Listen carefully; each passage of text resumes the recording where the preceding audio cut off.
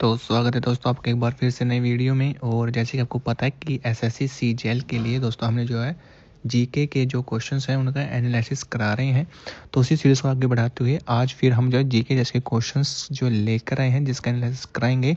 और जिसमें जो आपके टॉपिक्स जो रहने वाले हैं वो हिस्ट्री रहेगी, पॉलिटी रहेगी, जिसमें ज्योग्राफी रहेगी और साइंस के क्वेश्चन रहेंगे। और साथ ही दोस्तों इसमें कुछ स्पोर्ट्स के ठीक है जी क्वेश्चन रहेंगे और अवार्ड्स के और स्टैटिक जीके के। ठीक है, तो दोस्तों उम्मीद करता हूँ आपको वीडियो अच्छी लगेगी। चैनल पर नए हैं तो चैनल को सब्सक्राइब कर लें और टेलीग्राम से जुड़ जाएं जिसका लिंक वीडियो के डिस्क्रिप्शन में। तो चलिए आज की वीडियो को स्टार्ट करते हैं। सबसे पहले हम इतिहास, राजनीति, कानून की बात करेंगे। जो पहला क्वेश्चन था आपका वो था कि कौन सा स्तंभ स्थल युगम जो कि अशोक स्तंभ स्थलों से सही ढंग से सुमेलित है, तो वो था आपका रामपुरवा, बिहार। नेक्स्ट है कि भारतीय न्याय संहिता BNS 2023 कानून की किस शाखा से संबंधित प्रावधानों को समेकित और संशोधित करती है, तो है आपराधिक मूल कानून। दोस्तों आपको बता दूं कि मैंने जो BNS ठीक है यानी कि ये जो कानून था बना था 2023 में, ये 3 कानून थे। इनको जो है मैंने बहुत ही डिटेल के साथ दोस्तों पढ़ाया हुआ है, आप जाकर वीडियो देख सकते हैं जिसका लिंक वीडियो के डिस्क्रिप्शन में है। नेक्स्ट है कि भारतीय साक्ष्य अधिनियम BSA भारतीय साक्ष्य कानून को निम्नलिखित में से किस प्रगति के साथ संरेखित करना है, तो वह डिजिटल और इलेक्ट्रॉनिक फोरेंसिक। नेक्स्ट है कि भारतीय न्याय सुरक्षा संहिता BNSS तलाशी और जब्ती की कौन सी धारा वीडियो रिकॉर्डिंग अनिवार्य करती है, तो वह आपकी धारा 176। नेक्स्ट है कि संविधान के अंतर्गत द्विसदनीयता वाले संसद और राज्य विधानमंडलों के दोनों सदनों में धन विधेयक को किस प्रकार निपटाया जाता है, तो राज्यसभा और विधान परिषद केवल 14 दिन के भीतर जो सिफारिशें कर सकती है। नेक्स्ट है कि राष्ट्रपति का चुनाव निर्वाचन जो मंडल द्वारा किया जाता है, जिनमें से कौन से सदस्य शामिल होते हैं। यानी कि राष्ट्रपति के जो चुनाव होते हैं उसमें कौन कौन से सदस्य भाग लेते हैं, ये पूछा गया था। तो उसमें होता है कि संसद के दोनों सदनों, राज्यों की विधानसभाओं के निर्वाचित सदस्य भाग लेते हैं। नेक्स्ट था कि अनुच्छेद 246A संसद और राज्य दोनों को किस प्रकार कानून बनाने की शक्ति देता है, तो वह वस्तुओं और सेवाओं का कराधान यानी कि GST। नेक्स्ट है कि भारतीय संविधान के अनुच्छेद 279A के अनुसार GST परिषद के निर्णयों के लिए उपस्थित और मतदान करने वाले सदस्यों के भारित मतों के किस प्रकार के बहुमत की आवश्यकता होती है, तो वो है 1/4 बहुमत। नेक्स्ट कथन आधारित प्रश्न था जिसमें कहा गया था कि जो CAG होता है वो भारत के नियंत्रक के मामले का परीक्षक होते हैं। ठीक है जी, तो CAG के संबंध में सही कथन जो है वो कौन सा है, तो आपको बताना था। तो केवल A और 2 जो सही थे। ठीक है जी, उन्होंने नवंबर 2024 में जो पदभार ग्रहण किया। और CAG जो कि अनुच्छेद 148 के तहत एक स्वतंत्र संवैधानिक पदाधिकारी होता है। और नेक्स्ट क्वेश्चन था आपका यहाँ पर कथन आधारित ही क्वेश्चन पूछा गया था कि जो RTI है वो सूचना का अधिकार है। ठीक है जी, और जो RTI है वो मौलिक या फिर संवैधानिक अधिकार है। तो कथन A सही है लेकिन कारण B जो असत्य है। ठीक है जी, यानी कि RTI एक मौलिक अधिकार है। ठीक है जी, नेक्स्ट था कथन आधारित प्रश्न की जो सुप्रीम कोर्ट है वो निम्नलिखित कथनों में से कौन सा कथन सही है, ये कहा गया था। कथन A इसमें जो सही दिया गया था, यानी कि जो सुप्रीम कोर्ट है वो एक उच्च न्यायालय से दूसरे उच्च न्यायालय में जो है मामलों को स्थानांतरित कर सकता है। और ये जो आपको दोस्तों आर्टिकल 32 आया गया, यानी कि जो रीट जारी की जाती है। अब नेक्स्ट हम पढ़ेंगे भाग 2 में भूगोल, विज्ञान और पर्यावरण के बारे में। जो पहला क्वेश्चन था कि सही सुमेलियन गुफा विशेषताओं और उसके गठन का चयन करना था। तो इसमें जो राइट आंसर था वो था स्टेलेग्माइट जो कि गुफा के तल से ऊपर की ओर बढ़ता है।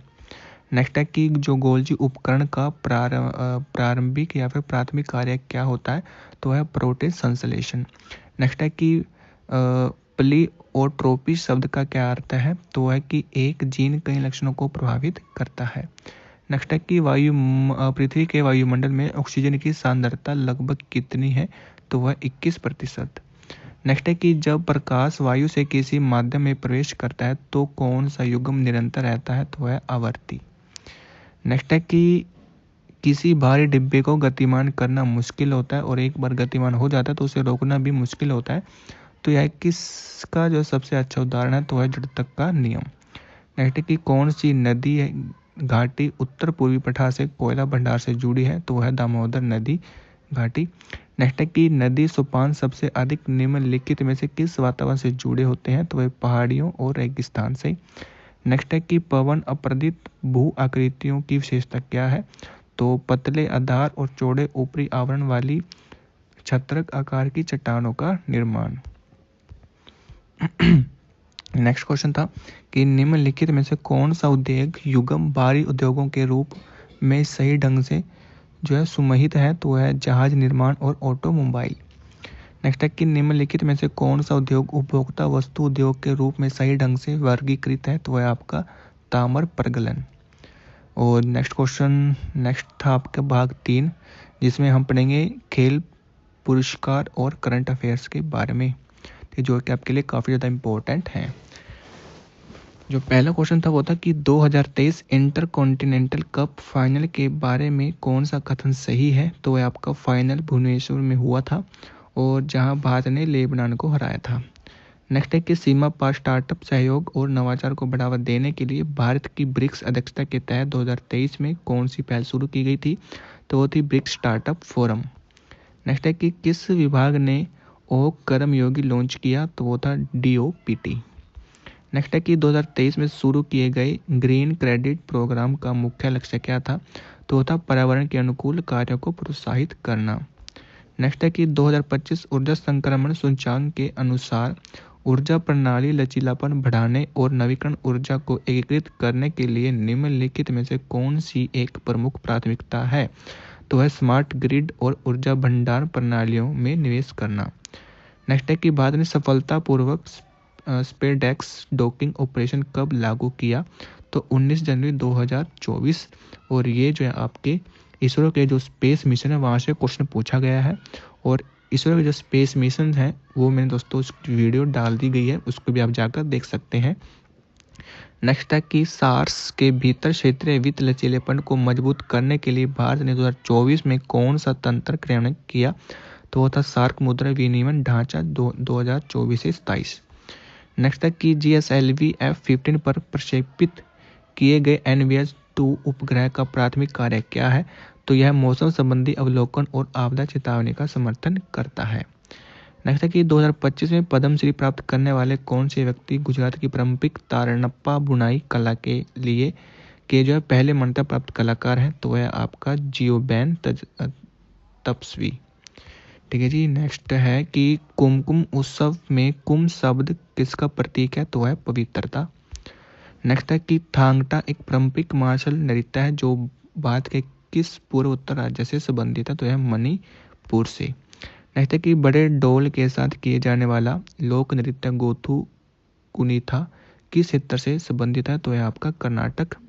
नेक्स्ट है कि भारत के सारस क्रेन की सबसे बड़ी आबादी को मेजबानी के लिए किस नवनामित रामसर साइट को मान्यता दी गई, तो होती सरसाई नवर वेडलैट जो कि उत्तर प्रदेश में है। नेक्स्ट है कि हॉकी में लगातार दूसरा ओलंपिक स्वर्ण पदक सुरक्षित करने के लिए अमेरिका पर 24-1 की जीत में भारत के लिए 10 गोल किसने किए, तो वो था बलबीर सिंह सीनियर। नेक्स्ट है कि विजेंदर सिंह ने क्वार्टर फाइनल में किस खिलाड़ी को हराकर भारत को पहला ओलंपिक मुक्केबाजी पदक दिलाया, तो वो था कार्लोस पैटोक्स। नेक्स्ट है कि निम्नलिखित में से कौन सा कार्य जो कि पहलवान को तकनीकी अंक दिला सकता है, तो वह सफल टेक डाउन करना। नेक्स्ट है कि क्रिकेट में रिटायर्ड आउट नियम के बारे में निम्नलिखित कौन सा सही नहीं है, तो है कि रिटायर्ड आउट जो आउट होता है वो किसी अनुमोदन के बिना स्वयं ही हो जाता है। नेक्स्ट है कि राष्ट्रीय खेल संस्थान का जो नाम है नेताजी सुभाष राष्ट्रीय खेल संस्थान के रूप में कब बदला गया, तो ये 7 मई 1961 को। तो दोस्तों ये थे आपके SSC CGL में पूछे गए, ठीक है दोस्तों, हिस्ट्री के, ठीक है जी, जियो के, साइंस के और आपके स्टैटिक्स के और करंट अफेयर के। ठीक है दोस्तों, ये क्वेश्चन थे। उम्मीद करता हूँ आपको वीडियो अच्छी लगी होगी। वीडियो अच्छी लगी है तो वीडियो को लाइक कर देना, चैनल पर नए हैं तो चैनल को सब्सक्राइब कर लेना।